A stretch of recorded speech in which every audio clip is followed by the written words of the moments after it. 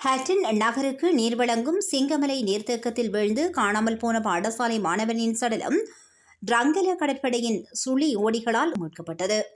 இவ்வாறு சடலமாக மீட்கப்பட்ட மாணவன் ஹொட்டக்கலை கேம்பிரிட்ஜ் கல்லூரியில் கல்வி கற்கும் 17 வயது ராம்மூர்த்தி தமிழ்மாறன் என அடையாளம் காணப்பட்டுள்ளார்.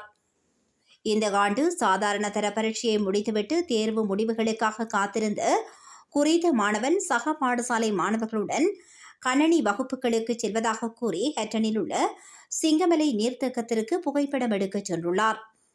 பின்னர் குறித்த மாணவன் அட்டை கடித்துள்ளதால் காலில் காயம் ஏற்பட்டதாகவும் இரத்தத்தை கழுவ நீர்த்தேக்கத்தில் இருந்த பாறையில் ஏறி இரத்தத்தை கழுவிக்கொண்டிருந்த வேளையிலேயே அம்மாணவன் நீர்த்தேக்கத்தில் விழுந்துள்ளதாக சக மாணவர்கள் தெரிவித்துள்ளனர்.